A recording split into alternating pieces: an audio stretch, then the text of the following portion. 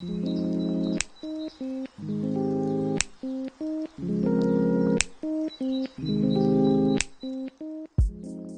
video is part of the Nothing About Us Without Us project, where youth activists, academics, and local community organisations work together to explore topics that local young people saw as important.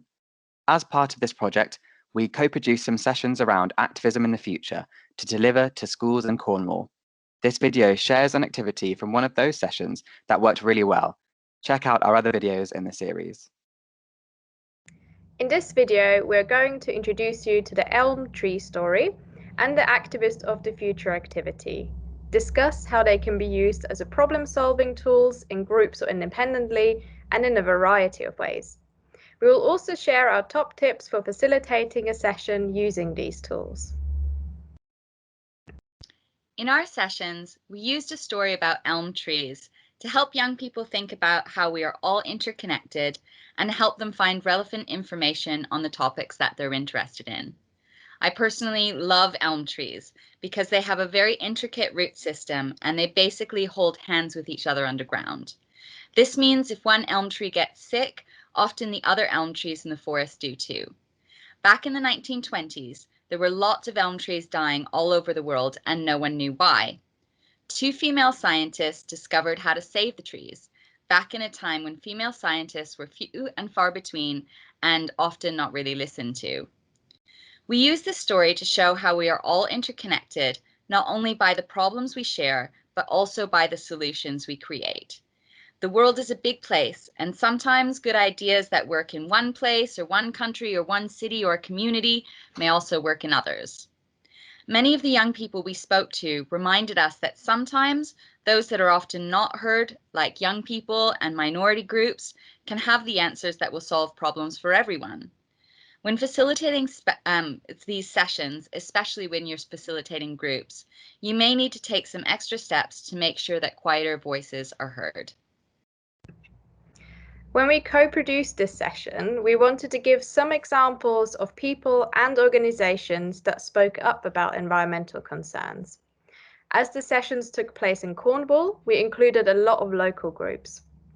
Learning about local organisations is important when you're facilitating a session because it means you help connect people to things that they're interested in after the session as well.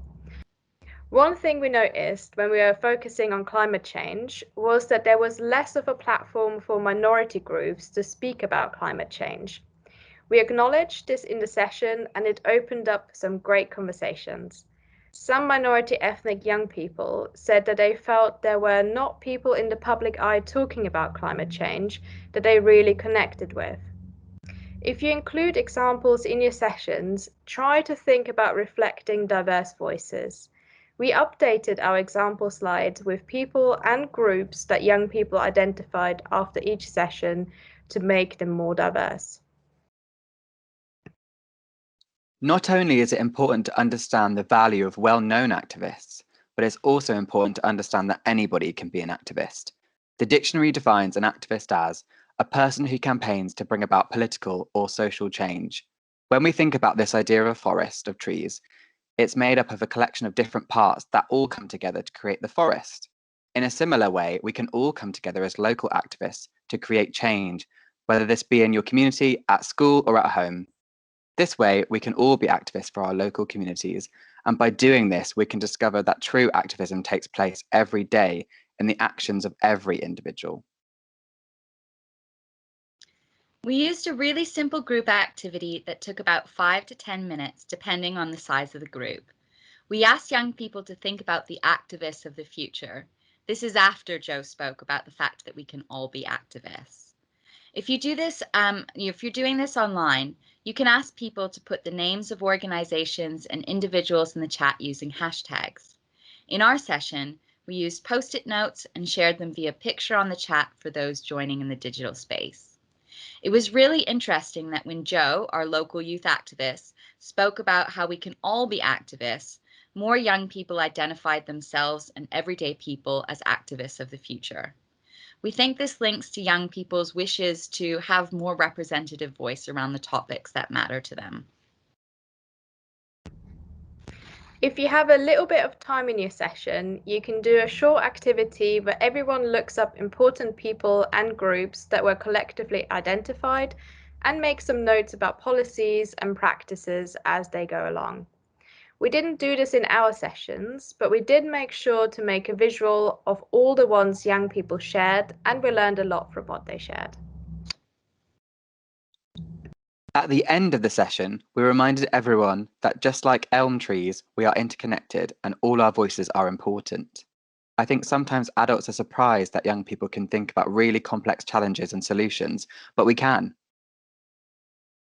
We found co-producing these sessions together was really important as well. Like Joe said, we often don't give young people enough credit, but they are really capable. So our top tips from us are to include diversity in your co-production team and be really sensitive to representative voice. We learned a lot from each other and from those that were participating in the sessions and shared things back with us. Taking time to check in with each other before and after each sessions and time to debrief was also helpful. It meant the sessions got better every time. We hope these activities are helpful for you, and we'd like to thank the staff and students at Richard Lander School and Falmouth School for learning with us and for inspiring us to make these videos. Thanks very much.